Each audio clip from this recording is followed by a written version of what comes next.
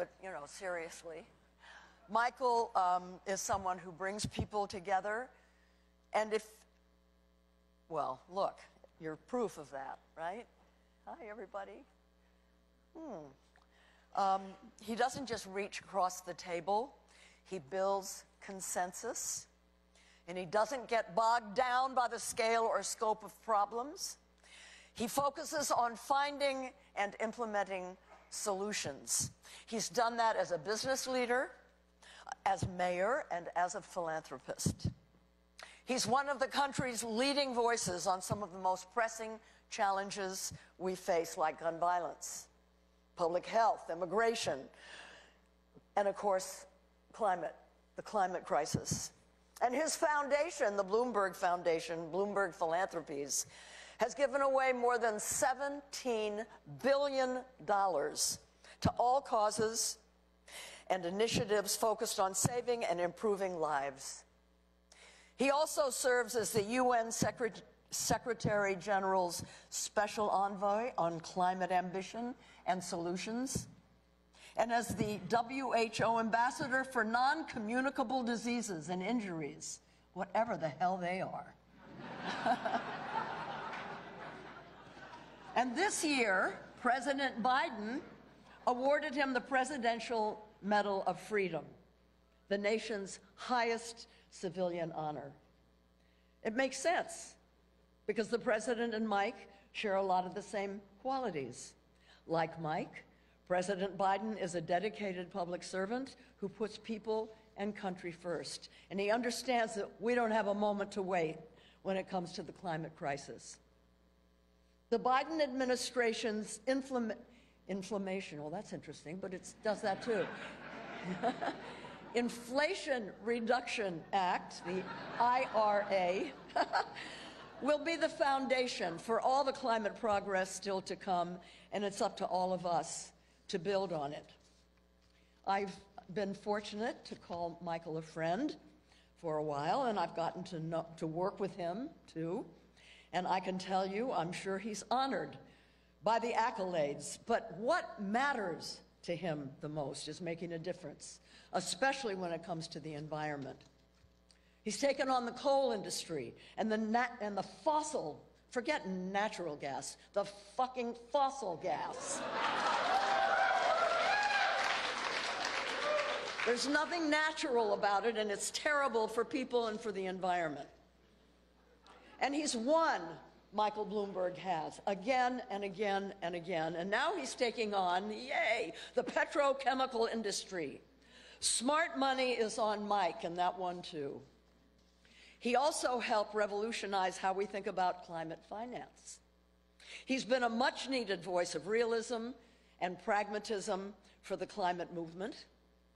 He keeps us focused on solutions that can make a difference today, right here, right now. And here's a novel concept. He then helps us implement those solutions so they can actually make a difference. Mike's superpower is bringing people together from different sectors and different fields to solve some of the world's biggest problems. And, you know, I've known a few billionaires. Biblically, if you really want to know. Michael is different. Michael is different. And I don't understand why this white guy, billionaire in New York, understands the importance, the strategic importance of listening to the voices of black women in Louisiana. I don't know why.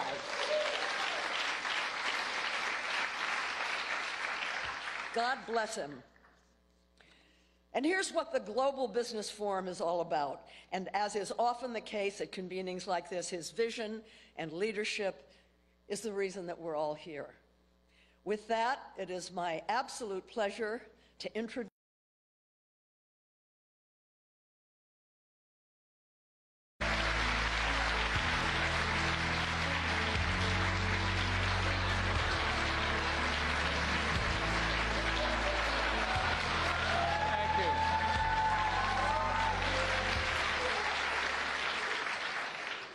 Jane, I didn't grow up in a world where I knew famous people, stars like you, but I promise you this, the next memoir that I write is going to be about you, and I will get even.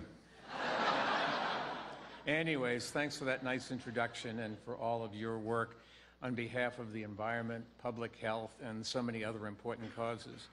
And now it is my pleasure to introduce our next speaker, and we're honored to have him with us as President Joe Biden. Nice round of applause for Joe.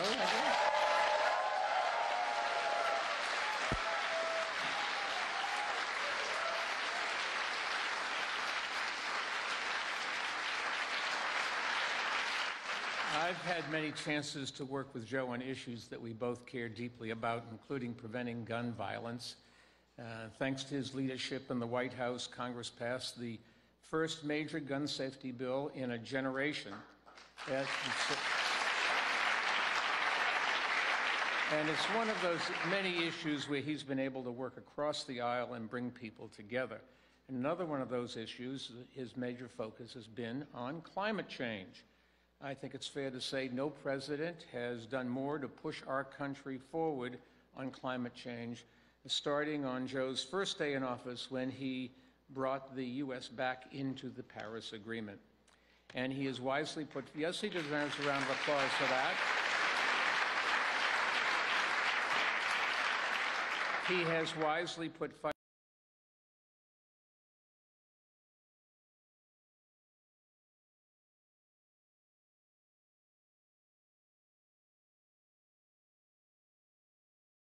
climate and infrastructure.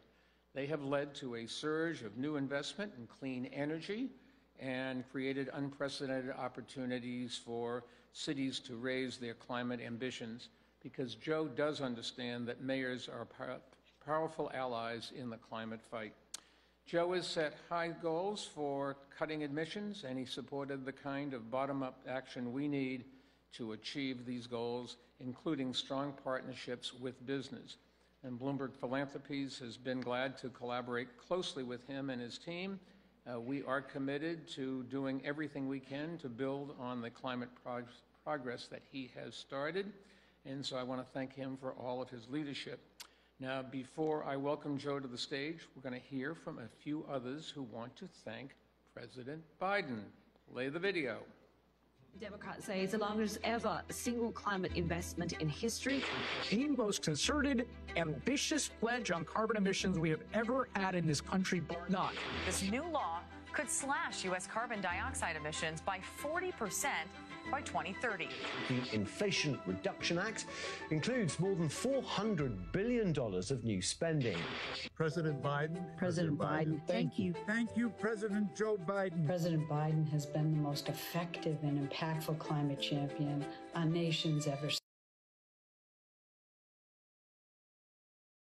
Everything you're doing to accelerate the transition from fossil fuels to clean energy. For delivering the largest climate and clean energy investments of any government anywhere in the world. For making historic investments to accelerate our green economy, put Americans back to work. Limiting new offshore oil and gas drilling in key coastal areas demonstrates the leadership across the globe. He also delivered by setting aside hundreds of billions of dollars for environmental justice communities. Thanks to President Biden, Congress and EPA have done more for the climate in the last 4 years than ever before. Thank you, President Biden, for keeping your promise. Thank you for your leadership. Let's keep making progress. No other administration in history has been this committed to the climate crisis. Because of you, we're on the right path for generations to come. Thank you for ensuring that our communities have a say in our future. For our children and grandchildren, how we need it, what a difference you're making. Thank you. And on behalf of the entire climate movement, thank you. Thank you.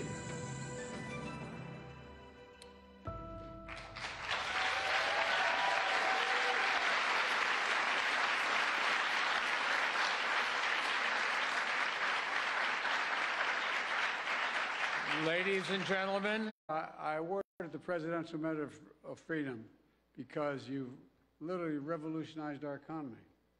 It's not hyperbole. You transformed how we consume information. You challenged and solved the toughest issues. And thank you for hosting this important forum. And thank all the business leaders here today. and thank my cabinet members for their work as well. Energy Secretary Jennifer Granholm is here. The EPA Administrator Michael Reagan is here. You know, 4 years ago, Kamala and I inherited the worst pandemic in a century, the worst economic crisis since the Great Depression. I got to hold a minute here and tell you a little story. When I sat in the Oval Office every morning at 9 o'clock and then ended the day with Barack for 8 years. And there was only one portrait above the fireplace, a portrait of George Washington, fairly small but a beautiful portrait. And so I didn't realize at the time, all the times I've been in the Oval, that the incoming president cannot go into the Oval on the 20th until after 4 o'clock, and the outgoing president has to leave by 10, although the outgoing president never showed up. Anyway,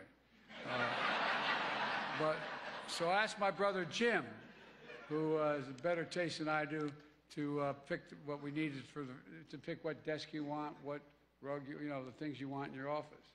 And I said I only wanted a couple things. I wanted to make sure I had the Resolute desk, and I wanted, looking next to the fireplace, I wanted the bust of Martin Luther King, who was one of my heroes as I was coming up as a young civil rights guy, and Bobby Kennedy. I have great admiration for John Kennedy, but I could never picture him at my kitchen table. Anyway, so we're standing, I walk in, and my brother's showing me, and I look up, and there's this giant portrait of Franklin Roosevelt. And John Meacham was on the speaker. And I said, why Franklin Roosevelt? I admire him, but why Franklin Roosevelt? He said, well, no one's inherited an economy in more disarray than when Franklin Roosevelt was president. I said, isn't that wonderful? Swear to God, true story. Look to the left, there's Abraham Lincoln. I said, why Abraham Lincoln? I admire the hell out of Lincoln, but why? He said, the country has never been as divided since the Civil War. I said, I'm the hell out of here. Anyway. But look, a lot's changed. A lot's changed when he came to office. The climate is in crisis, and one existential threat that faces all nations. Mayor Bloomberg, Michael, you've convened leadership, national and international levels, to lead the charge and change the mindset. You know, I just met with the president of the UAE, who is a massive investor in clean energy around the world. That's what he wanted to talk to me about. I just hosted a 3-day conference at the Quad in Delaware. The Prime Minister of India, Australia, and Japan, 3 of the fastest growing economies in the world. They understand you can't remain dependent on fossil fuels. They need to lead the clean energy future. I had a discussion with the President of Kenya, whom I hosted for a state visit.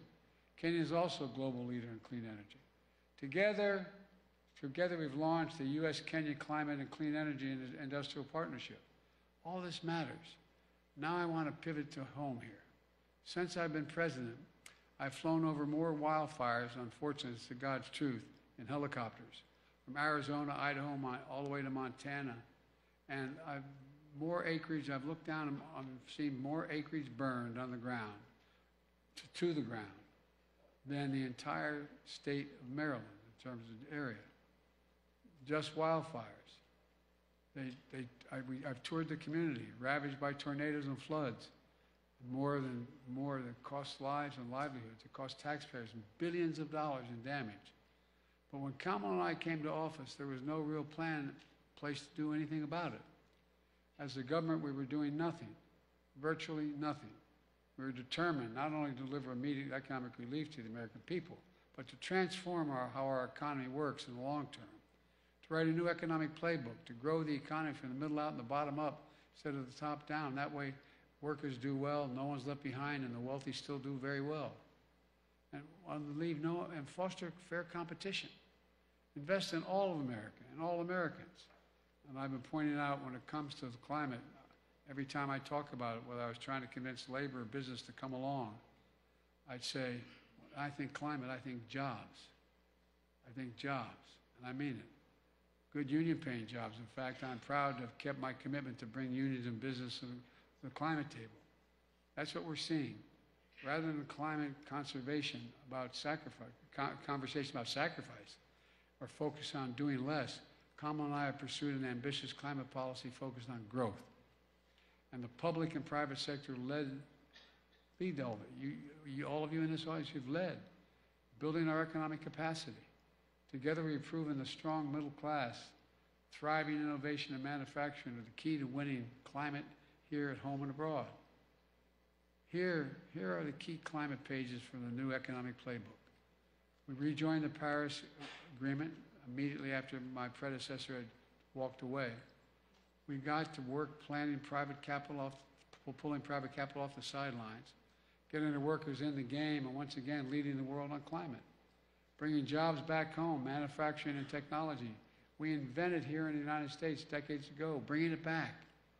We're bringing back hope and pride in communities, opening shuttered factories in zip codes too often left behind. I might point out I was criticized very much for having done more to invest in red states than blue states. But I made a commitment that when I ran, I'd be president for all people, whether they voted for me or not. And we're doing that in what I call Investing in America agenda. I wrote and signed the law of the Inflation Reduction Act, the most significant climate law ever passed in the history of the world. We were told it couldn't get done, but we did it. More than $369 billion in climate and clean energy. Not a single Republican voted for it, but the Inflation Reduction Act lowers energy costs for families with rebates and tax credits to install rooftop solar and energy-efficient appliances, weatherizing their windows and doors and high-tech insulation, and more efficient heating and cooling systems, and so much more. And you get a tax credit for doing it. The groundbreaking laws also catalyze clean energy innovation in areas like battery technology, nuclear energy, geothermal, that will create hundreds of thousands of jobs for American workers. In fact, along with other historic investments in infrastructure, and our infrastructure bill was $1.3 trillion in science and technology, private companies in the United States and globally have announced investments of nearly $1 trillion in clean energy manufacturing here in America in the last 3 years.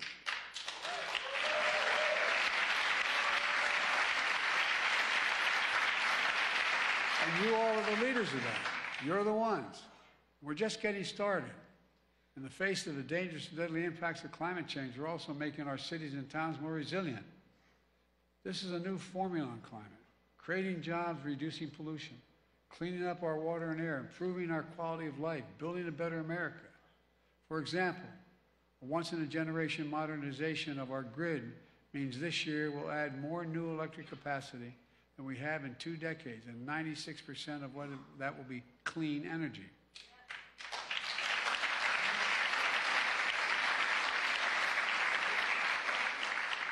I went to the University of Delaware, and the university professor was the first solar-powered building that inspired residential solar adaptation. And more than 80% of the solar panels and components are manufactured in China, though. But now we're turning that around. American solar panel manufacturing is up 4 times what it was 4 years ago, with more to come. America invented the lithium-ion battery technology that's powering our clean energy transformation, including electric vehicles and the grid. But when Kamala and I came to office, America was barely making any of these batteries, while other countries are commercializing them, but not anymore.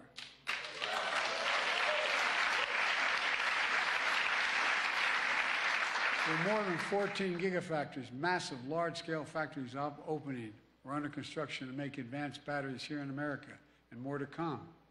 We're also making the battery components here in America, making sure the supply chain starts in America.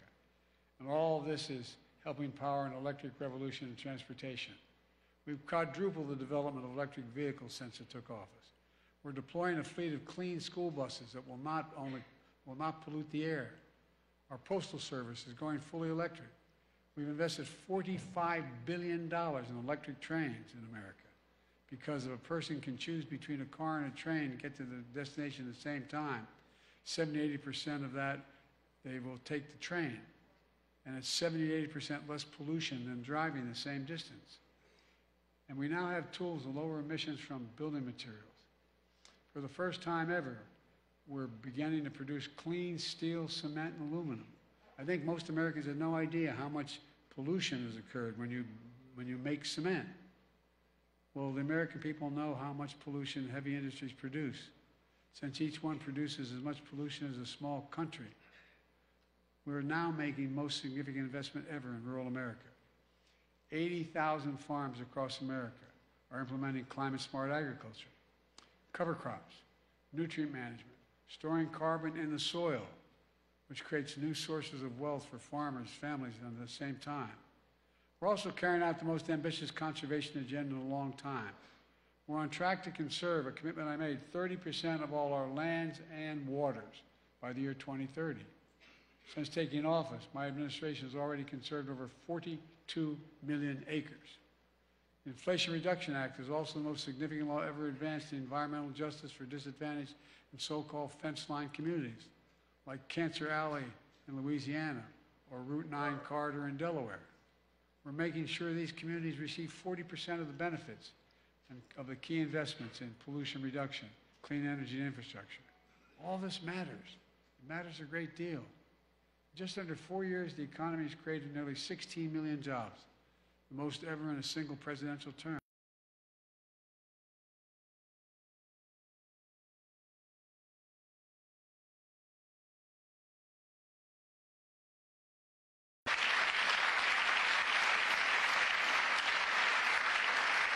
I should say you created that. Clean energy jobs are growing twice as fast as the economy overall. Clean energy workers are joining unions at the highest level in history. And I'm really proud to have launched the American Climate Corps, patterned after the Peace Corps and American Corps, to put tens of thousands of young people on the path to good-paying, clean energy jobs to improve our environment and grow our economy. And you know, the United States has reasserted America's position as a global leader in climate. We're leading an all-out effort to partner with nations to reduce global emissions, to limit global warming to 1.5 degrees Celsius. You all remember when Putin invaded Ukraine, which sent food and energy prices soaring around the world, and showing just how volatile and fragile a fossil fuel-based economy can be. The United States rallied the world against Putin's aggression. We've led the world in releasing oil reserves and stabilizing global energy markets, while also working quickly as possible to deploy clean energy resources. You know, I convened summit leaders on climate and the American Leaders Summit, the African Leaders Summit, I should say. In COP28, the United States galvanized the world to commit for the first time to transition away from unabated fossil fuels. Across the board, America's climate leadership has encouraged American companies to invest in private capital for clean energy development and to low to middle income nations, and so much more. I thank the business leaders who are here today for leading the way, and I mean that. All this historic climate change is in stark contrast to my predecessor. He says he'd repeal the Inflation Reduction Act. He'd let our factories shut down. He'd move the world backwards. His denial of climate change condemns our future generations to a more dangerous world. And by the way, windmills do not cause cancer.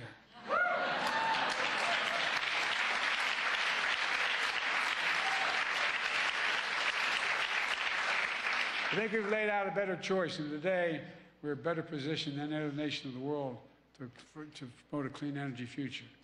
In fact, it's a perfect time to go big. The market for clean energy is booming. Inflation is way down in America. The Federal Reserve just announced lowering interest rates, and I predict they'll go further down. We should give business even more confidence to invest trillions of dollars that are on the sidelines in the clean energy industries of the future. I'm doing my part. Now I'm calling on other companies with the capital in the room to invest more and do more. Now's the time. Let me close with this. 4 years, we've gone from historic crisis to historic progress. And in doing it with a new playbook based on one of the oldest truths of our nation, invest in abilities and share it with the world. That's what I see if I could see all of you when I look at all of you. I really mean this. I know I only look like I'm 40 years old, but I'm a little older. You know, I've been doing this a long time, 51 years in elective office. And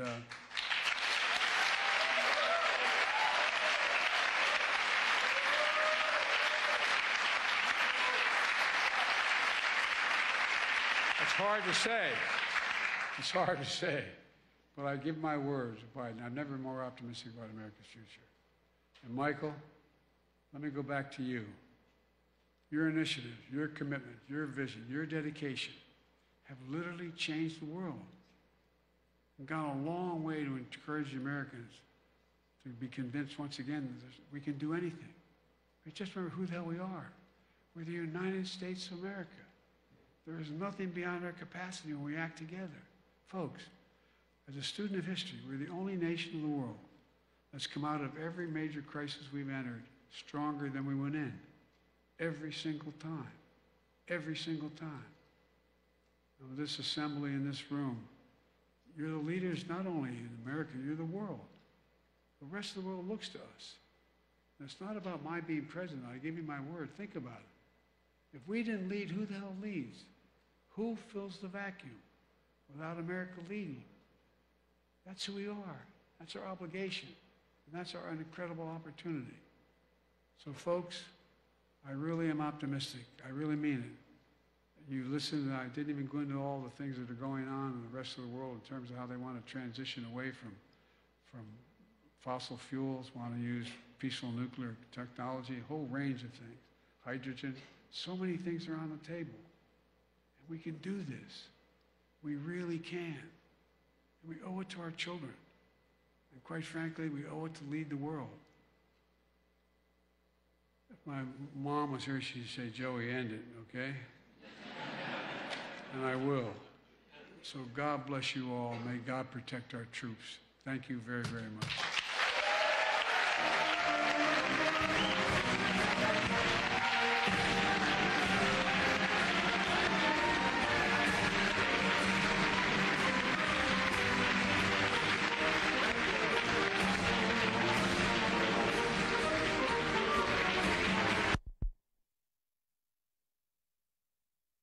My grandfather's Finnegan's house up in Scranton, Pennsylvania. He yelled, Joey, keep the faith. My grandmother would, no, Joey, spread it. Let's spread the faith. Thank you.